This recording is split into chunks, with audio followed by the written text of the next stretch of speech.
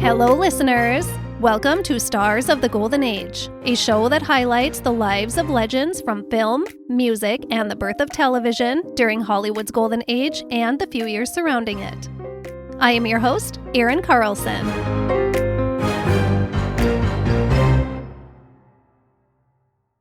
I am so excited to share today's story with you. Actually, this story is so good that it will actually be a two-part story. I hope you're all okay with that. I know some people aren't big fans of two-parters, but I just have way too much to say about this woman, and I don't want to rush it. As we recognize Women's History Month, there is absolutely no way we cannot talk about the great Lucille Ball. My primary source for this story is Lucille Ball's autobiography, and oh man, did I enjoy reading it. It is incredibly entertaining. I mean, do we expect anything less from the great Lucille Ball? I highly recommend it. Today, I will talk about Miss Ball's early life and her path to a life of stardom and her early romance with Desi Arnaz. And then next week, I will cover more of her adult life and her life with Desi, her children, her television empire, and her later life. I am so nervous for this one. It has been on my list. It's been at the top of the list, actually, ever since I started this podcast. But I'm just really, really nervous to cover her because she is just such a legend. And I really want to do her story justice. But since her own words are my primary source, I feel a little better about it. Here we go. Lucille Ball was born in Jamestown, New York on August 6, 1911, to parents Dee Dee and Henry. Lucy didn't spend her first years of life in Jamestown, though. Henry was working as an electrician for the telephone company in Montana. So as soon as Lucy was born, Dee Dee brought her back out to Montana so they could be reunited with Henry, and then Michigan a couple years later. Dee Dee dressed her little girl in frilly dresses and ribbons and bows. But little Lucy wasn't a frilly dress kind of child, as I'm sure you can imagine. Her dad treated her more like a little boy, which was much more her style, and which Dee Dee was not super happy about. Lucy adored her father, and he adored her. Henry was described as fun, lovable, and really funny. Lucy was Daddy's little girl. But she doesn't remember any of that, because her dad died before she could maintain any memories of him. Henry Ball fell extremely ill in January of 1915. Typhoid fever. He contracted the condition from eating unpasteurized ice cream. Well, Henry's condition worsened, and he died on February 28, 1915. He was only 28 years old. Little Lucy was only 3.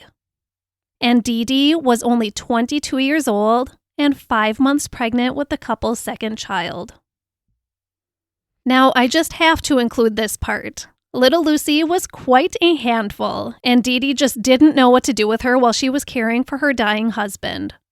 So, as you do, she tied a long rope around 3-year-old Lucy's waist and attached it to the clothesline.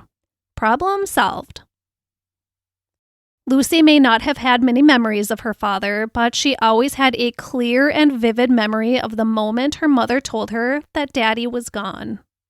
She said she could close her eyes and place herself back in their home and see it all down to the finest detail, including the sparrows feeding on the kitchen windowsill, which gave her a lifelong superstition of birds. Dee Dee and Lucy returned to Jamestown to live with Dee Dee's parents, Fred and Florabelle Hunt. It was a really difficult time for Dee Dee, mourning her husband, having to care for a 3-year-old, and pregnant with another baby who would be born without a father. And with no money. And her parents weren't exactly swimming in money either. To add to all of that sadness, Dee Dee's brother died of tuberculosis just a few years before, when he was only 18 years old. It was a really, really tough time. Dee Dee received a little extra help with energetic little Lucy from a kind neighborhood grocer, a man named Mr. Flowers. Mr. Flowers would keep Lucy busy and entertained at his store.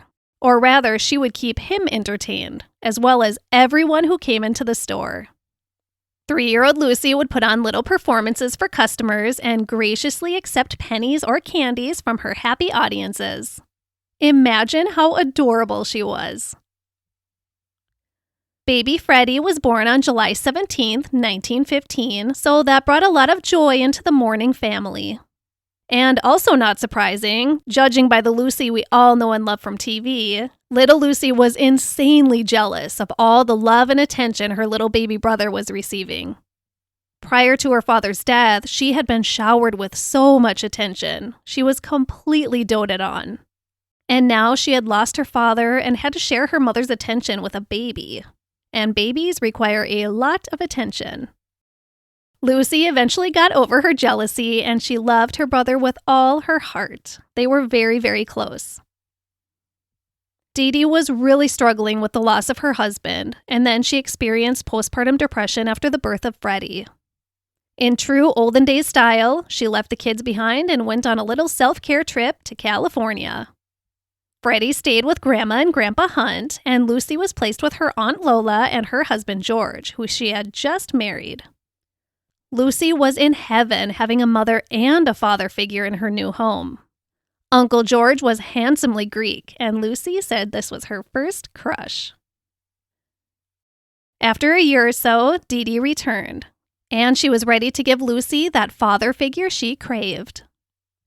In 1918, when Lucy was 7, Dee Dee married a, quote, big, ugly, handsome Swede named Ed Peterson, who enjoyed his home-brewed beer on Saturday night and took pride in his handsome wardrobe, end quote. So Lucy had the father figure physically in the home, but unfortunately, Ed wasn't too interested in actually being a father figure. In fact, when little Lucy asked her mother's new husband if he was her new daddy, he stiffly extended his hand to her and said, "You can call me Ed." It wasn't long before Dee Dee, this time with Ed, took off again, looking for work in Detroit, leaving little Lucy and Freddie behind again. Freddie got to stay with their grandparents again, but Lucy wasn't brought back to Auntie Lola's house. This time she went to Ed's parents' house, who she didn't really know. Lucy described the older couple as, quote, hard, sour, cheerless people. And they complained that Lucy was headstrong, difficult, sassy, bold, and silly. Sounds legit. Grandma Peterson was really harsh and frowned upon Lucy enjoying any kind of happiness or fun. She even removed all but the bathroom mirror out of the home when she caught Lucy looking at herself in a mirror too long. Lucy was responsible for a lot of hard chores, and Grandma Peterson was a strict foreman on the job. She made Lucy feel insecure and unworthy. So much so that decades later, when Lucy achieved insane success with I Love Lucy, it took her a long time to accept that she actually deserved it. On the other hand, though, Lucy was able to realize later in her success that this extreme discipline and perfectionism that was expected during this time of her childhood was what cemented her later success as a businesswoman. But I think she would have gotten there without that. Life was really hard for Lucy during her time with the Petersons, so she often retreated into her own mind. She would escape with her vivid imagination and visit wild and amazing places. A tale as old as time for many future actors. Dee Dee and Ed returned to Jamestown after a year or so when Lucy was 8, and Lucy was so happy to have her mom back. She never resented her mother for leaving her when she needed her most. She said in her book, quote, I understand that circumstances forced our separation, and she certainly has made up for it with unflagging devotion ever since. When we speak of the slights of our childhood, it's hard to remember that often people were struggling to do their level best, end quote. Dee Dee, Ed, the kids, and Dee Dee's parents were now all able to live together. In 1920, Grandma and Grandpa bought a home in a somewhat rural area in nearby Celeron, right next to an amusement park where Lucy and Freddie spent a ton of time, obviously. Lucy had nothing but wonderful things to say about her maternal grandparents. She was so happy to be back with them, her brother, and her mother. It was the happiest time of her entire childhood. Lucy's wild imagination was finally able to flourish now that she was out of that strict Peterson home. She and Freddie would put on plays in their home, and they would spend summer evenings watching the vaudeville acts that were being performed at the amusement park. Lucy was definitely the kind of child who needed a constant outlet for her creative and curious mind. I wish I could tell you that the rest of Lucy's childhood was happy and carefree like the days I just explained, but we have a couple more hard blows to discuss. First, Lucy lost another person she loved dearly when her grandmother died from uterine cancer at only 51 years old in the summer of 1922. Another tragic loss for her, 11 years old by this time, and an experience that encouraged her to be a lifetime supporter of cancer research. After her grandmother's death, 11-year-old Lucy became the woman of the house since her mother worked long hours 6 days per week. She was responsible for cleaning, laundry, cooking, and caring for her little brother Freddie and young cousin Cleo, who were 7 and 3 respectively. Cleo was her Aunt Lola and Uncle George's daughter. Money was tight, but the family was happy despite the intense losses they'd endured.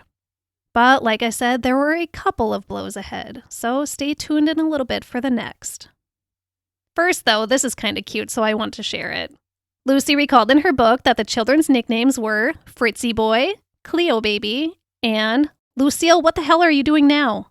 I love that. That's so cute. It was also around this time when Lucy was 11 years old when she had her first cigarette. When her mother smelled the smoke and walked into her bedroom to Lucy sitting in a cloud of cigarette smoke, here's what she said. Not, what on earth are you doing? Or put that thing out right now. No, she said, oh, so you're smoking now. Let's have one together. So they did. And then they smoked another cigarette, and another, and another. Dee Dee kept her 11-year-old daughter inhaling cigarettes until she was about to throw up. Lucy didn't smoke another cigarette until she was 18 years old. I'm not sure if that's the best way to handle that situation, but I guess it worked. As a teenager, Lucy gave everyone a run for their money. She was bold and feisty. She got into a few brawls at school, and she got so mad at a teacher once that she threw a typewriter at her. And you know how big and heavy those old-timey typewriters were. And then another time, she roller skated on the freshly varnished gymnasium floor. Yes, on purpose. She was always getting into some kind of mischief. It was her school's principal who noticed, after several trips to his office, that maybe she needed an outlet to pour that curiosity into. Her, quote, exuberant feelings, as Lucy put it in her book. He suggested that she try joining the drama club and get her feet onto a stage. This principal, Mr. Drake, became a very important person in young Lucy's life. He was the first adult to really appreciate her on a deep level. He talked to her for hours and helped her understand herself. She needed this kind of attention so much, but everyone in her life had either died or was too busy or too cranky. And then Mr. Drake took a job at another school, so Lucy took her little cousin Cleo and hitchhiked the 50 miles to his new home. A huge cry for the attention she needed. Instead of recognizing this, though, her mother reacted in disappointment and anger. Dee Dee and Ed's marriage already wasn't going so great, so that didn't help things. They were fighting a lot, and Dee Dee spent a lot of time in bed with severe migraines. Grandpa Hunt had become very withdrawn and just lost his spark after Grandma died, so there just wasn't the love and support available that the kids needed. Lucy's first job was working a hamburger stand at the neighborhood amusement park when she was 14. And it was that summer before she turned 15 that she fell in love for the first time. One problem was the guy she fell in love with was 23 years old, and she was 14. He was your quintessential bad boy. The other problem was her boyfriend's father had alleged ties to the mob. And those rumors were supported by the fact that the father was shot and killed outside of the Catholic Church one evening as he walked out of 6 o'clock Mass. Johnny, that was the boyfriend's name, had to become the head of his family then, his mother and young siblings. So the young love between Lucy and Johnny fizzled out a little. They would continue an on and off cycle for a while, though, and the depth of this first love haunted Lucy for many years to follow. So, listening to Mr. Drake and another teacher who had the same idea, Lucy was a freshman in high school when she started to dabble in the world of acting. Both of these educators knew that acting would be a great outlet for Lucy's curious and sometimes mischievous mind, a way to channel all of that pent-up energy and emotion into something creative and artistic. So Lucy started acting in high school plays and community theater. Dee Dee would sew her costumes and help out at productions when she could. When Lucy got that first laugh from a big audience, she was in love. Okay, are you ready for that next blow to Lucy's childhood? Tragedy struck the family again during the 4th of July weekend of 1926, when Lucy was just shy of her 16th birthday. Her little brother Freddie had just turned 12 and got a .22 caliber rifle for his birthday. You can probably see where this is going. It's pretty bad. Grandpa Hunt set up tin cans outside for target practice, and Freddie was so excited to use his new gun. A girl his age named Johanna, who had been visiting someone in the neighborhood, was also there, plus cousin Cleo and an 8-year-old neighborhood boy, Warner Erickson, who popped over just as the fun was beginning. Grandpa Hunt told Warner to sit down with the other kids to stay safe, and he did. But when his mom popped her head out of their door and yelled for him to come home, Warner jumped up and ran right in front of the line of fire while Johanna was shooting. He was shot right in the back and was paralyzed. Lucy was inside of the home when it happened, but when she heard the commotion, she came out to help. Although it was a terrible accident, the Erickson family sued Lucy's grandfather for everything he had. His lawyers argued that little Warner was there uninvited and then was told to sit down and stay sitting down once he had arrived. He didn't listen and ran right between a drawn gun and the target. Lucy and Freddie both had to testify to the events of the day.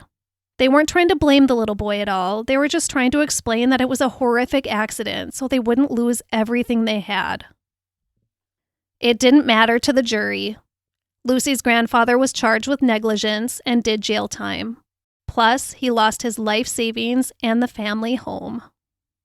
It was a truly horrible experience for the family, and it ruined Lucy's grandfather. He was never the same again. And with the experience, Lucy lost her faith in the justice system and walked away with a lifelong fear of guns. Looking from the viewpoint of the Erickson family, though, they had to do what they had to do in order to pay their medical bills, and their son would never walk again.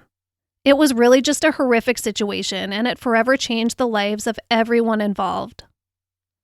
It gets worse, though. Little Warner Erickson only lived for 5 more years after the accident that left him paralyzed. He died from his injuries. It was just a really heartbreaking situation for everyone. This incident, of course, brought a lot of change to Lucy and Freddie's lives. They moved with their mother into a small apartment and had to go to new schools. Grandpa Hunt had to move into a neighboring farm with another family. Lucy was very unhappy, and she began running away from home. Her mother didn't know what to do with her teenage daughter. And then it hit her. She remembered she really needs an outlet for those big emotions. So she got a loan from the bank and enrolled 16-year-old Lucy into a New York City drama school. Lucy moved in with family friends in Manhattan and stepped headfirst into the path of show business. Well, not so fast.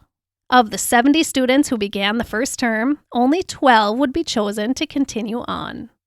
A girl named Betty Davis made the cut, but 16-year-old Lucille Ball did not. But no way was she going to return to Jamestown as a theater school flunky. She would just make her way into show business herself. She got chorus girl gigs in about 5 musicals on Broadway, but she was always let go before opening night, so she was barely scraping by since rehearsal time wasn't compensated back then. She even shared a story about having to panhandle for a penny because subway fare to the theater district was 5 cents and she only had 4 pennies to her name. She said she would sneak into coffee shops and restaurants as people left their tables and eat the leftovers on their plates. And she would make tomato soup by diluting ketchup with water. That's how dire things were for her. But she was determined to be something and to not return to Jamestown. She had loved it there, but there were too many bad memories there now, and she just needed bigger, more exciting things in her life. She needed the kind of adventurous life that she knew Jamestown could never give her.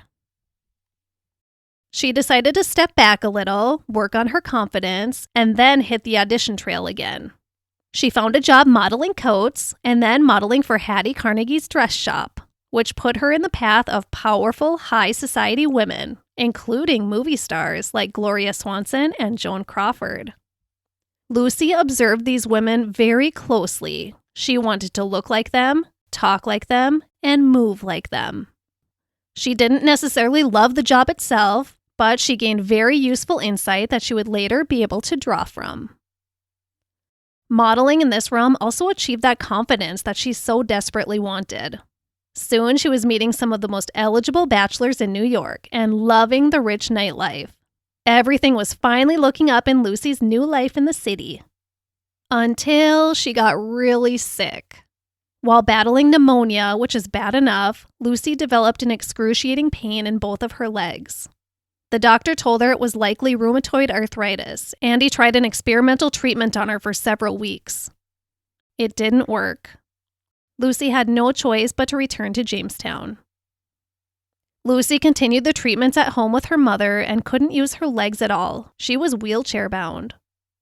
After several months, she finally regained use of her legs, but now her left leg was considerably shorter than her right leg, and it pulled to the side as well. As a corrective measure, she had to wear a 20-pound metal weight on that leg and orthopedic shoes. And I'm sure they did not have very cute orthopedic shoe options back then. She had intense tingling in her feet as she regained use of her legs. Can you imagine that? And it was excruciating to walk. But tough as nails, she did it. She needed to get back out there into the world. So I just want to mention that Lucille Ball said in her autobiography that it was rheumatoid arthritis, but I also read in a different source that it was rheumatic fever. I'm guessing that is more accurate since she did fully recover from it. About a year and a half after her illness had forced Lucy home, she and her best friend Marion headed back to the city, each with $20 in their purses. Lucy stepped back into modeling, and Marion decided after just a few months that city life was not for her. Lucy didn't have to be alone for long, though. Her mother was going through a divorce with Ed and was in a really bad emotional state. So Lucy suggested that Dee Dee send her little brother Freddie down to stay with her for a while. So he enrolled in high school in the city until Dee Dee was well enough to have him back. When that happened, though, the new arrangement was even better than planned. Instead of Freddie going back to Jamestown, Dee Dee and Grandpa moved to New York City, and they were all able to live together again. Lucy was so happy with this. Aside from Lucy's regular modeling job for a high-end dress shop, she was also modeling for illustrators and painters for coffee and cigarette ads. One elegant painting she had posed for was sold to Chesterfield Cigarettes, and her image was suddenly on billboards all over town. And that made the then bright blonde 21-year-old Lucille Ball get noticed by just the kind of people she wanted to notice her, including Sam Goldwyn's New York agent. Sam Goldwyn was looking for a dozen beautiful young women to appear in a new Eddie Cantor movie called Roman Scandals. 3 days after being signed on the spot for a 6-week gig, Lucille Ball was on a train headed to Hollywood in July of 1933. And that 6-week gig stretched into 6 months. And then another gig. And you know how it goes from there. Lucy was hooked. Her roles in these first films were, as described by Lucy, quote, just part of the scenery, strolling past the camera in chiffon and feathers, end quote. And then Columbia grabbed her up under a stock contract, and this was her entrance into comedy. The contract didn't last long, but the comedy sure did, as we all know. Comedy was where Lucy belonged.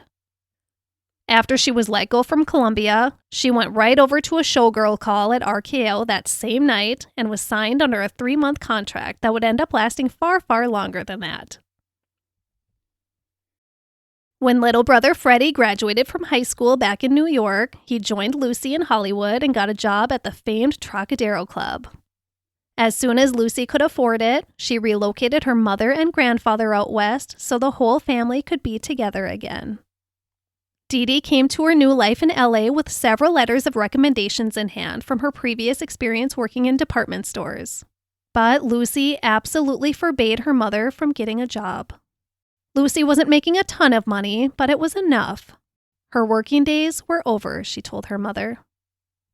Lucy recalled of this happy time in her family's lives after so much pain. Quote, "I really think we added 10 years to Daddy's life by moving him to California." Daddy was Grandpa Hunt. She called him Daddy. Keeping that household afloat was the greatest thing that ever happened to me. I cherished every minute of it. It was tough going financially at times, but it gave me a real purpose in life. I felt wanted and needed, and I was grateful to have my family together again. End quote.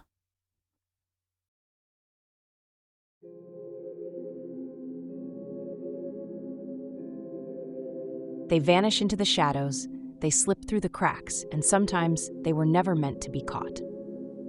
I'm AC Roberts, and every week on Wanted, we investigate the killers who got away, both identified and unknown. Some are cold cases frozen in time, while others remain terrifyingly active.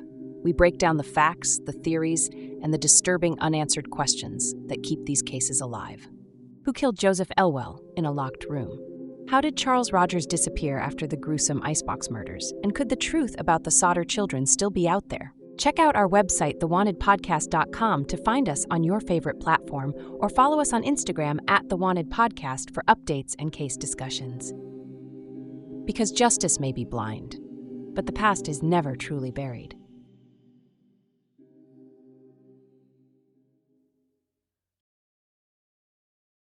Lucille Ball likely never would have become a household name without the generous help of one amazing woman, Ginger Rogers' mom.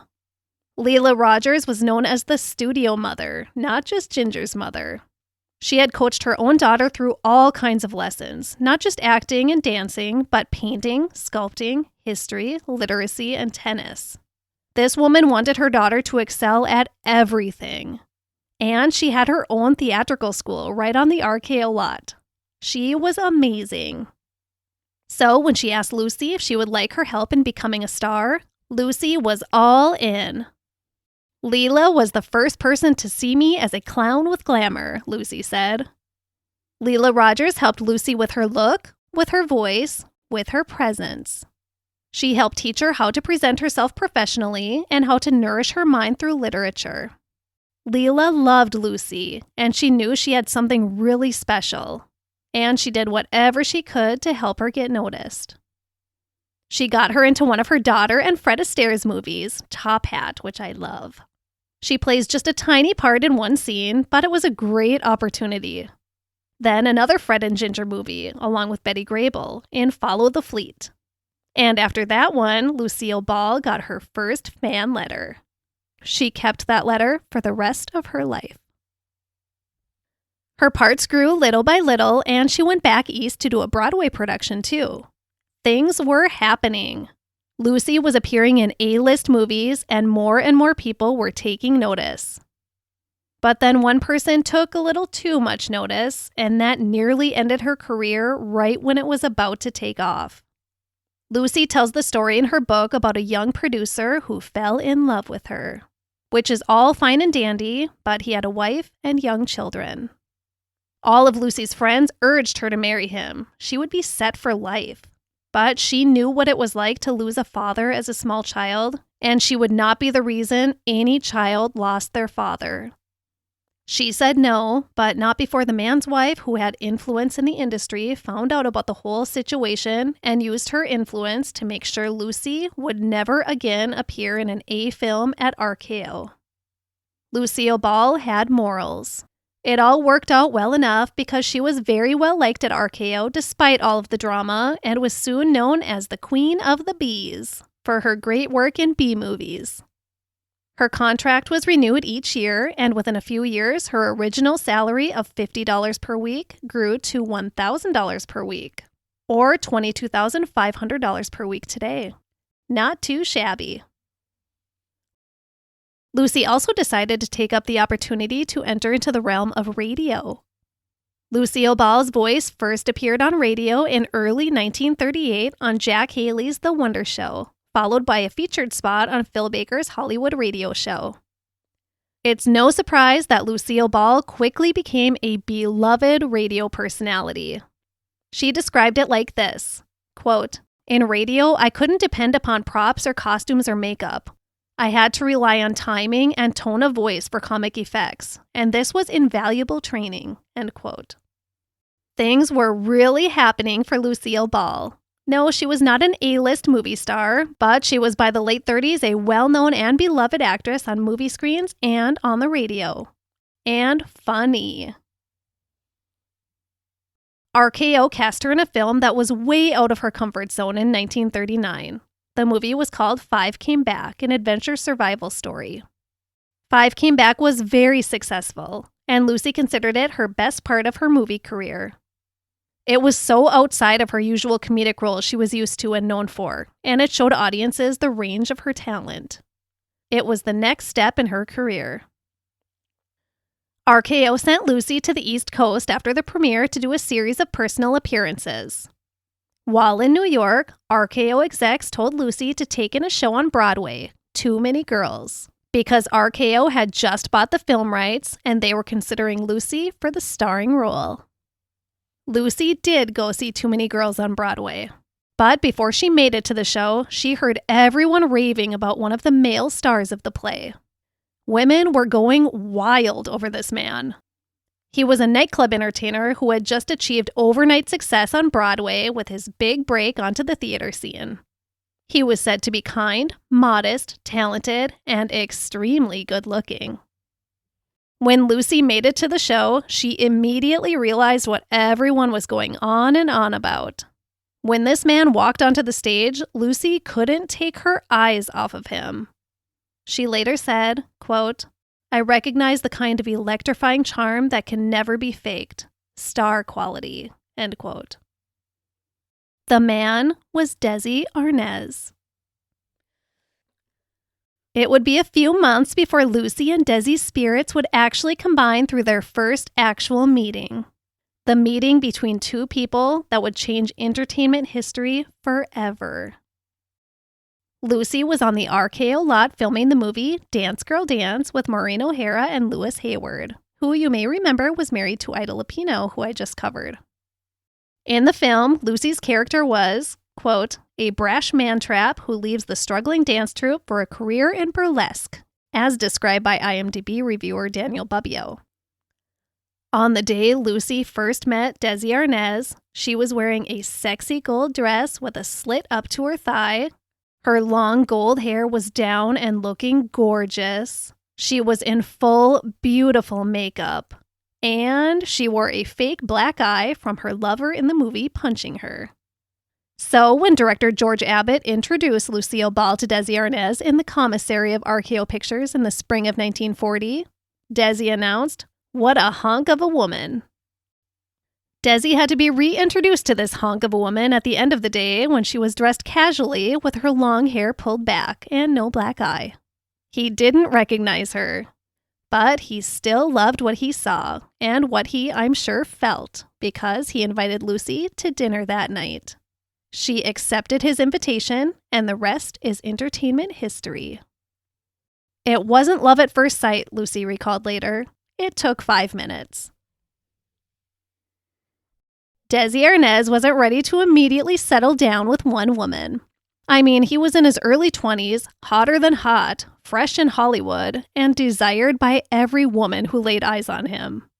So he courted Lucy a bit, but he also cruised around town with other women. Women like Betty Grable, Lana Turner, and Jean Tierney. But there was one woman that stood out from all the others. One he just couldn't get out of his mind. His Lucy. Not only did Desi adore Lucy, but he adored her family. Desi's family had been torn apart during the Cuban Revolution of 1933, so Lucy's family was able to provide him with the family environment he craved. Lucy and Desi spent more and more time together. Now, being a Cuban American in 1940 America wasn't easy, and Lucy quickly realized the realities of dating a man who wasn't perfectly white and didn't speak perfectly American. Lucy and Desi were on a drive in Big Bear Mountain when they stopped for lunch one day. While Desi was in the restroom after ordering a beer and a sandwich, the server asked Lucy with a snare, "Hey, is he Indian? Because we're not allowed to serve liquor to Indians." I would like to point out that that area was indigenous land. Desi was Cuban, of course, but this interaction would give Lucy a little taste of the racism that lied ahead for them.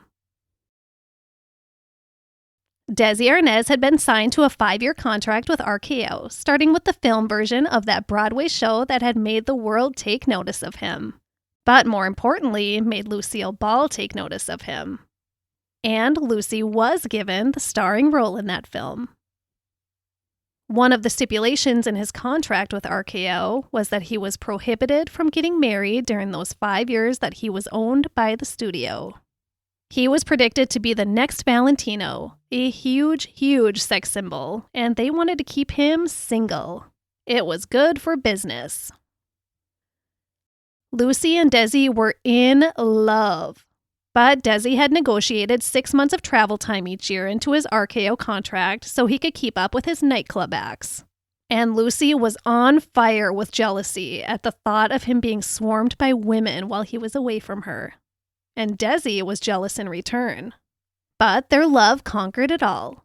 Still, it was an insight into the fire that laid ahead. Despite the obvious fire between the two, or more likely because of it, 29-year-old Lucille Ball and 23-year-old Desi Arnaz were married by a justice of the peace in Greenwich, Connecticut on November 30th, 1940, not caring what anyone had to say about it. Desi had to immediately get back to New York for a show. When the newlyweds arrived at the Roxy Theater in New York where Desi was performing, they were met with reporters, photographers, and fans. Thousands of them. Lucy knew going into this rather spontaneous marriage that she and Desi had major differences. She knew he was raised in a culture where the man was the master of the home. He never wanted to come second to Lucy. He was the dominant feature of their relationship. But Lucy was raised to be strong and independent. And she had the fire inside of her and an insane level of energy and drive. Lucille Ball could never be just a housewife. No way. They both realized these differences, but there was a magnetic force that just held them together. They were going to give it a shot. But there were going to be some learning curves. On their wedding night, Desi woke Lucy from a hard sleep, shaking her shoulders as if there was some kind of emergency. "What is it?" she yelled. "I'm thirsty," her new husband said. "Please get me a glass of water, darling." Well, at least he said please. "Friends gave our marriage 6 months," Lucy said. "Me, I gave it a week." Once the newlyweds returned to Hollywood from New York City, they decided it was probably best to settle themselves away from the hustle, bustle, and drama. They had a new home built on a 5-acre land in Chatsworth in the San Fernando Valley, complete with a white picket fence. They named the home Desilu, and the boat, and the car, and even a special goulash recipe that Desi created. Lucy and Desi were madly in love and so excited for this new life they were building together. They did something really smart and very, very ahead of its time right off the bat. They kept their finances separate. This was virtually unheard of in the 1940s. It was unheard of when my husband and I decided to do it when we got married in 2004. But they had the foresight to do this and save a lot of heated arguments. Lucy was very careful with money, and Desi was a very extravagant spender. He had grown up in a very wealthy family before the revolution in Cuba, so he was used to the fine things in life. Plus, they were both supporting their families, so this was just the most logical path for them to take. I think it's pretty cool, going against the norms of the day. They still found plenty of other topics to fight about, though. On one occasion, really early on in their marriage, after a heated fight, Lucy got up at dawn the following morning and, with a hammer, smashed all of the windows out of their brand new station wagon, just to let off some steam. Too bad she didn't have a punching bag. It would have been way cheaper. On another occasion in that first year or two, Lucy phoned their shared business manager and asked him to come over at 8 o'clock that evening. The three of them shared a lovely dessert and coffee together, and then Lucy relocated them to the den and directed Andy, their manager, to sit right between Desi and herself. Both men were confused as to what was happening until Lucy announced, "We're going to have one of our arguments, and Andy's going to sit here and referee. Okay, let's start." After a confused silence, Desi burst out into laughter, and then Andy, and then Lucy. After a good long laugh, Andy left. And this kind of behavior is exactly why Desi Arnaz loved Lucy so much. The blowout fights were so frequent right from the start that Desi and Grandpa Hunt built a little guest house on the property for Desi to storm out to after their fights. Because he had been packing up and going to a hotel only to come home hours later when he and Lucy made up, and he just simply got too tired of doing that. So this little guest house became their party house when Desi wasn't using it to cool off. Lucy and Desi really wanted to star in another movie together now that they were actually together, but they couldn't quite convince the bigwigs at RKO that they were a true, convincing American couple. Too risque to put a fair-skinned American woman in a romantic relationship with a Cuban man on screen. Let's not get too wild. So Desi suggested they do a vaudeville act together. If they take the show to Chicago and New York with good response, maybe that would be enough to convince Hollywood that they were good enough to be together on the big screen. So that's what they did, and they did it great. I mean, do we expect anything but greatness from these two together? They did 4 or 5 shows per day to sold-out audiences, and they were so popular that they got an offer from the Palladium in London to perform. Their little plan was working better than they expected. But they had to turn down London, and they had to cancel all of their remaining US shows, because Lucy found out they were expecting a baby. Lucy was over the moon. She had wanted a baby so badly, and now that she was 30 years old, she worried that her time was running out. But tragedy after tragedy hit. Lucy lost the baby at the start of her second trimester. Then the Japanese bombed Pearl Harbor, signaling the U.S. entry into World War II. And then Lucy's dear friend Carol Lombard died in a plane crash. It was blow after a brief moment of so much hope and happiness. Lucy wanted to try again right away to have a baby. She wanted kids so bad, but it just wasn't happening. To brighten her spirits and warm her heart, Desi turned their little 5-acre plot into a hobby farm for his wife and bought her some chickens and cows and a pig. He should have known better, Lucy said. When Desi brought home 300 baby chicks, I kept them warm in the den at night. When a calf took sick, I moved into the bathhouse with her, covering her with blankets and hot water bottles. This young spring heifer eventually grew into a large, passionate cow. She used to bawl her head off every time she caught sight of Desi. But the end came when she crashed through our bedroom window to kiss him in bed. This is exactly why I'm only allowed to have dogs. This sounds exactly like me when I was a rabbit mom. None of the cows or chickens were ever butchered, and they all, of course, had names. The Desilu Ranch became known as the farm for retired chickens. They also had a huge vegetable garden, and they generously shared their harvest with friends and neighbors. Lucy was really trying to be the hold-down-the-home wife that Desi wanted. She was tending to the animals and the gardens, cooking, or trying to cook at least, and keeping up the house. Doing what she could to keep her man happy. She really wanted to make Desi the happiest man in the whole world. Lucy and Desi had a fun and tight group of friends in those early years, and they entertained often. They had game nights, costume parties, and Desi's legendary spaghetti parties. His pasta sauce was spectacular, according to everyone who ever had the pleasure of enjoying it. Many of these fun memories from the Desilu Ranch were drawn on for later storylines on I Love Lucy. RKO still wasn't showcasing Lucy in any of their biggest hits, and she was ready to make a change. So, after 7 years, she made the move over to MGM in August of 1942, and Desi joined shortly later. And it was here at MGM in the summer of 1942 that Lucille Ball went from a mild redhead to the rich and vibrant redhead known as Tango Red, a move to make her hair really pop in Technicolor. Lucy hated it. Desi was drafted into the Army in February of 1943, and Lucy was devastated and terrified for him. Luckily for Lucy, he broke his kneecap playing baseball in basic training, so he was assigned to entertain hospitalized servicemen instead of fighting on the front lines of World War II. This turned out to be almost as dangerous as combat duty as far as Lucy was concerned, because now Desi was able to party it up. And when he was stationed in California, he was partying it up with his newly divorced boss, Louis B. Mayer, and other powerful studio execs.